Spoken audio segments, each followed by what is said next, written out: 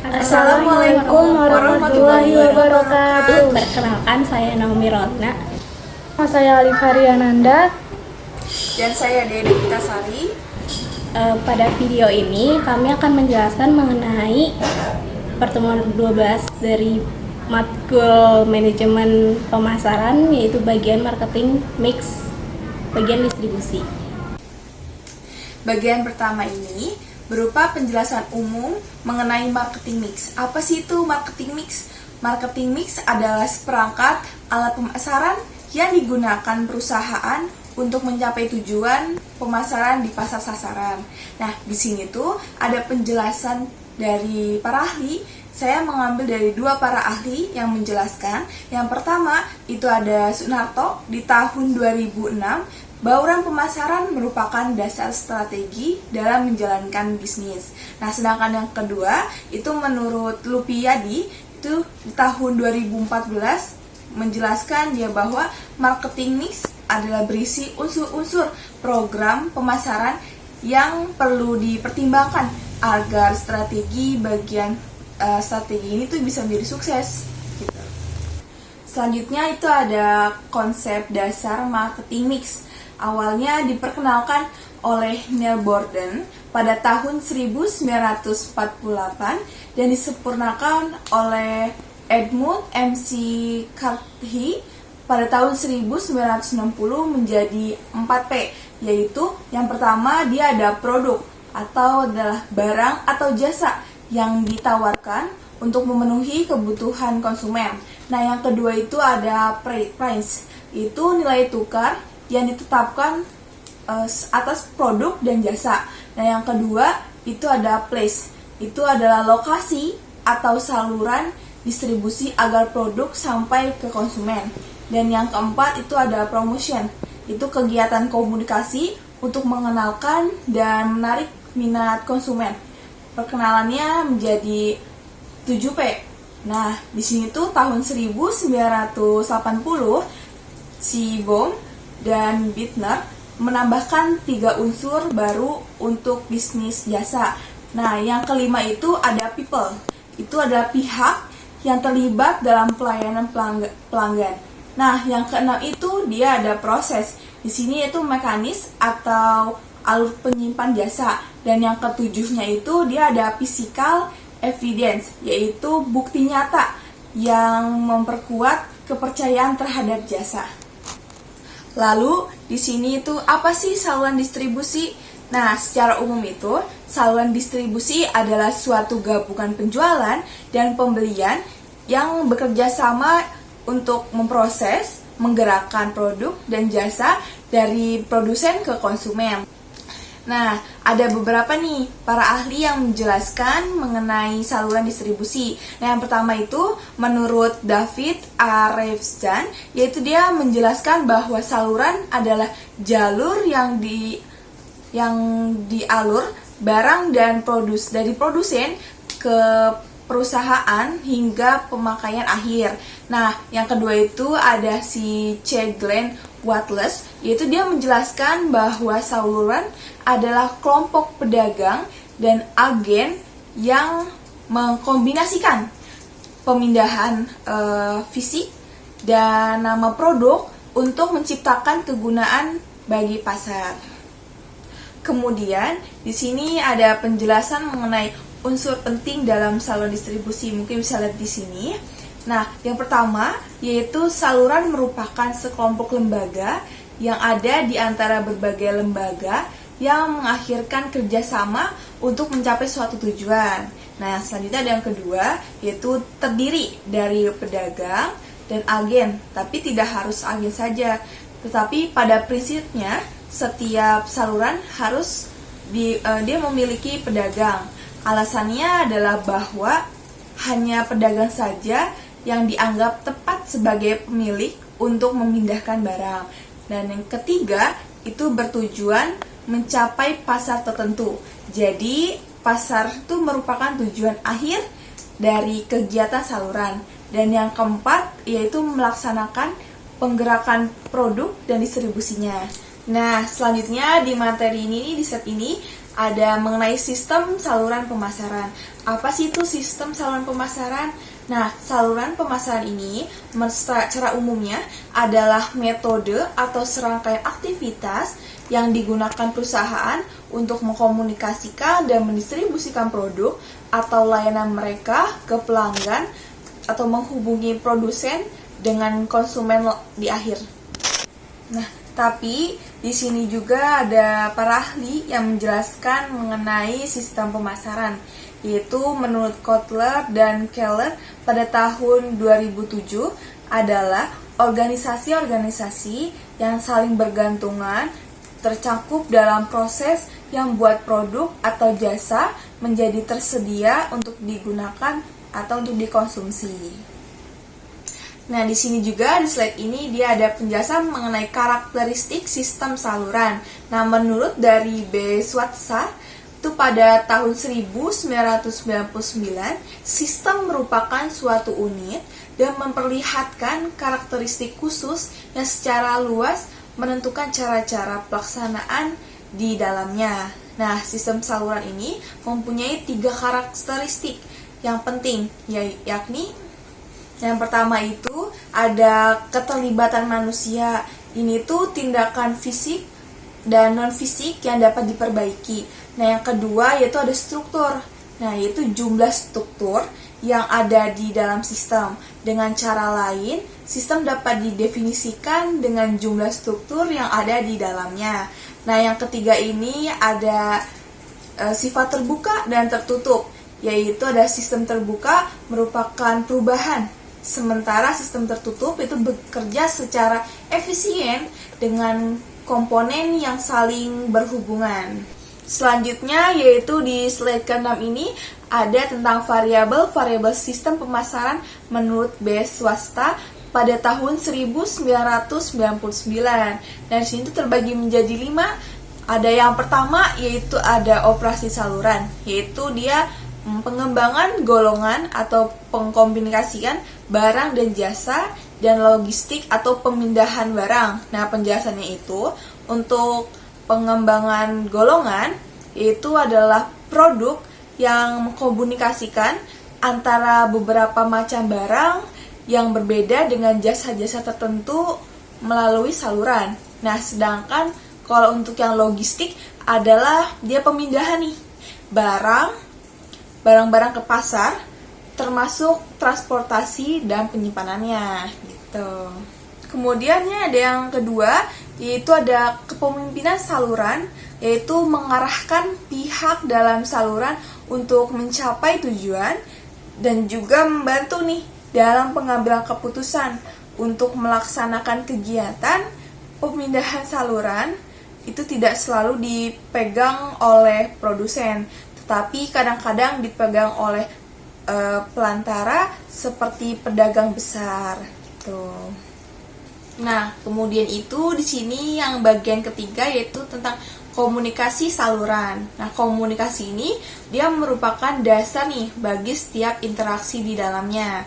Nah, saluran dan interaksi ini antara pihak di dalam saluran dengan pihak lain di luar saluran, yang termasuk ke dalam informasi intern, antara lain itu ada pesanan, misalnya petunjuk atau dan lain-lain sebagainya yang dilakukan dalam saluran. Nah, sedangkan untuk komunikasi antara saluran dengan pasar lain itu biasanya berupa dari dukungan gitu. Lalu untuk yang keempat ini dia bagian struktur saluran. Nah, meliputi kebiasaan-kebiasaan yang ada di dalam saluran. Nah, status dari saluran dan kegiatan tuh mereka di dalam saluran. Ada anggota-anggota saluran secara garis besar dibagi ke dalam 2 golongan, yaitu ada agen dan pedagang. Nah, biasanya itu pedagang mempunyai hak nih milik atas barang-barang yang disalurkan, sedangkan kalau untuk agen tidak mempunyai hak milik atas barang-barang yang dipasarkan gitu jadinya. Nah, selanjutnya itu yang terakhir, yang kelima, yaitu lingkungan saluran. Nah, sistem saluran ini menjadi lengkap setelah dihubungkan dengan faktor-faktor lingkungan. Ini dalam artinya luas itu, lingkungan terdiri atas semua faktor yang mempengaruhi nih tingkah laku kelompok saluran. Nah, faktor-faktor lingkungan ini dikelompokkan ke dalam 4 golongan, yaitu yang pertama ada lingkungan sosial, yang kedua ada lingkungan perekonomian, yang ketiga ada lingkungan pemerintah, dan yang keempat yaitu lingkungan persaingan. Nah, keempat faktor ini itu memberikan nih pengaruh pada semua aspek manajemen termasuk struktur, komunikasi, kepemimpinan, dan operasi. Oke, selanjutnya saya akan melanjutkan bagian yang kedua, yaitu sistem dan integrasi saluran.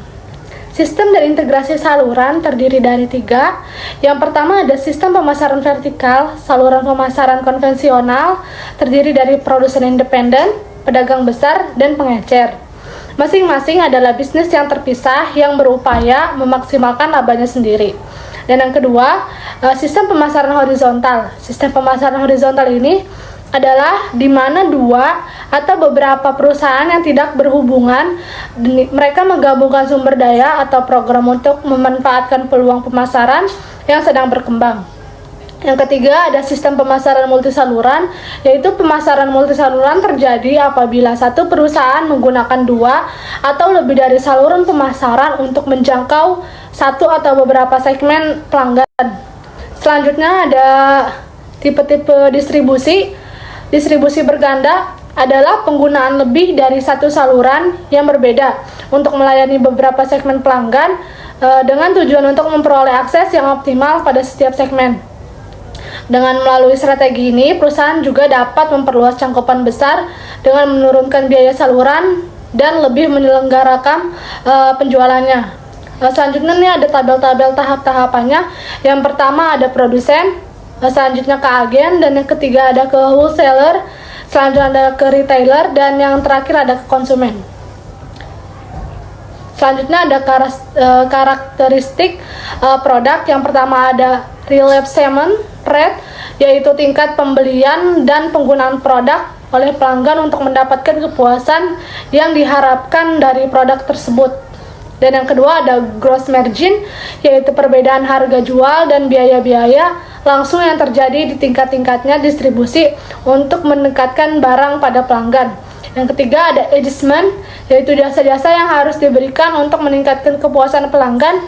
Dan yang keempat ada time of consumption, yaitu jangka waktu pemakaian produk yang memberikan nilai yang diharapkan. Dan yang terakhir, yang kelima, yaitu searching time, yaitu waktu tempuh kendaraan ke retail store atau jarak yang harus ditempuh pelanggan untuk membeli produk. Selanjutnya ada modifikasi distribusi. Modifikasi saluran distribusi adalah mengubah susunan saluran distribusi yang berdasarkan evaluasi dari peninjauan ulang. Sistem ini perlu dilakukan secara terus-menerus, ditinjau dan diatur kembali untuk menyesuaikan diri dan perkembangan keadaan pasar. Selanjutnya ada perubahan-perubahan di dalam pasar. Yang pertama ada perubahan di pasar konsumen dan perilaku konsumen. Apakah berkembang atau menyempit? Yang kedua ada timbulnya kebutuhan baru yang sehubungan dengan jasa, suku cadang, atau bantuan teknis. Yang ketiga ada perubahan pandangan atau perspektif pesaing. Yang keempat ada perubahan kepentingan relatif dari tipe outlet. Yang kelima ada perubahan kemampuan finansial perusahaan. Dan yang keenam ada perubahan volume penjualan produk saat ini. Misal produk telah mencapai tahap kedewasaan dalam siklus hidup produk atau yang disebut dengan PLC. Dan yang ketujuh perubahan pada strategi produk atau produk baru, strategi dengan harga penurunan harga yang besar untuk merebut dominasi pasar, dan strategi promosi yang menekankan pada kinerja iklan.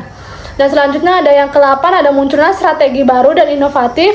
Dan yang terakhir ada munculnya pesaing-pesaing baru. Lalu ada jenis-jenis konflik saluran distribusi. Itu yang pertama ada konflik saluran vertikal.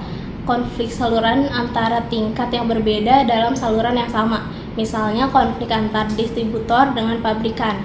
Pabrikan minuman memberikan harga diskon langsung ke konsumen besar seperti supermarket tanpa melalui distributor resmi. Terus distributor merasa dilewati dan kehilangan margin keuntungan. Terus yang kedua ada konflik saluran horizontal. Konflik saluran antara anggota-anggota pada tingkat yang sama dalam saluran tersebut. Misalnya konflik antara distributor wilayah Jawa Barat dan distributor wilayah Jawa Tengah dari sebuah perusahaan minuman dan jual produk ke luar area cross-selling. Akibatnya terjadi rebutan pasar dan pelanggan antara distributor. Terus yang ketiga, ada konflik saluran multisaluran, yaitu konflik ketika perusahaan menggunakan lebih dari satu jalur distribusi untuk menjual produk yang sama dan jalur-jalur tersebut saling bersaing atau tumpang tindih dalam melayani pasar yang sama. Misalnya pengecer tradisional versus marketplace. Produk kosmetik menjual produk melalui toko kecantikan konvensional dan juga melalui marketplace seperti Shopee dan Tokopedia. Karena harga di marketplace lebih murah, toko konvensional kehilangan pelanggan. Terus cara pengelolaan dan penanganan konflik itu pertama ada bargaining. Salah satu anggota saluran berinisiatif sendiri dalam proses tawar-menawar di mana ia bersedia mengalah dengan harapan pihak lain juga melakukan hal yang sama.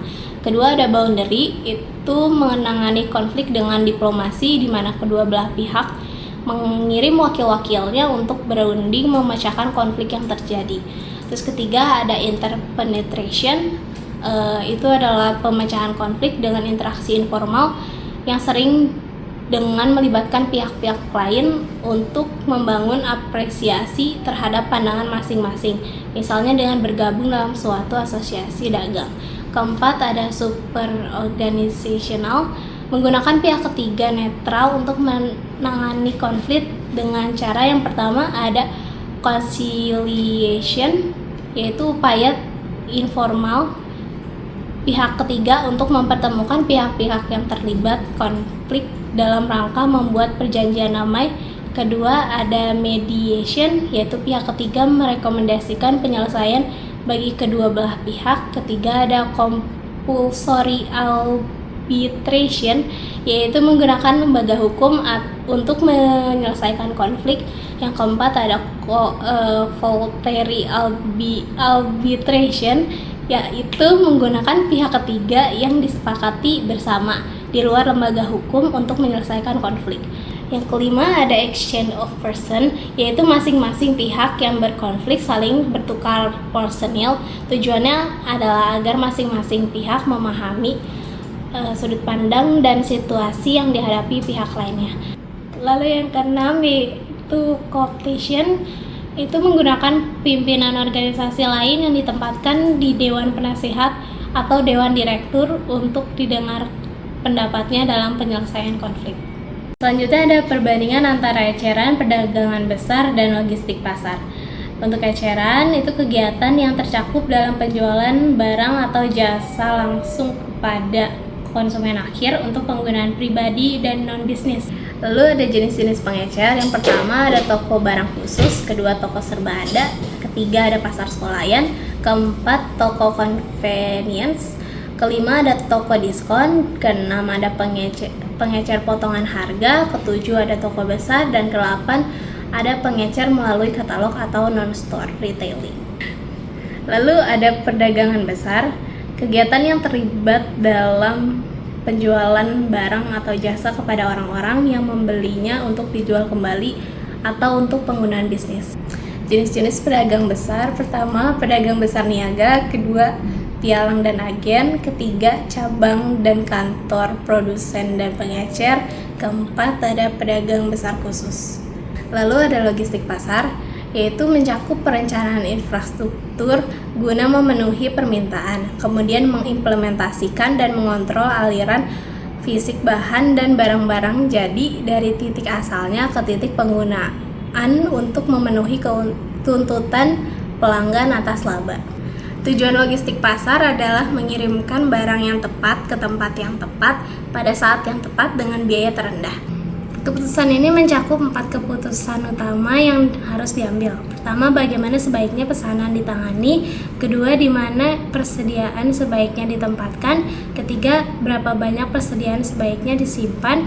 Dan keempat, bagaimana sebaiknya barang dikirim. Kesimpulan dari materi ini, marketing mix merupakan strategi penting dalam pemasaran yang mencakup 7 unsur: produk, price, place, promotion, people, process, and physical evidence. Distribusi berperan besar dalam unsur place, yaitu menyalurkan produk dari produsen ke konsumen secara efektif. Saluran distribusi harus dikelola dengan sistem yang terintegrasi agar produk sampai tepat waktu, biaya efisien, dan konflik antar saluran dapat diminimalkan. Dengan distribusi yang baik, tujuan pemasaran dan kepuasan konsumen dapat tercapai secara optimal. Sekian pemaparan materi marketing mix bagian distribusi dari kami. Kurang lebihnya kami mohon maaf. Wassalamualaikum warahmatullahi wabarakatuh.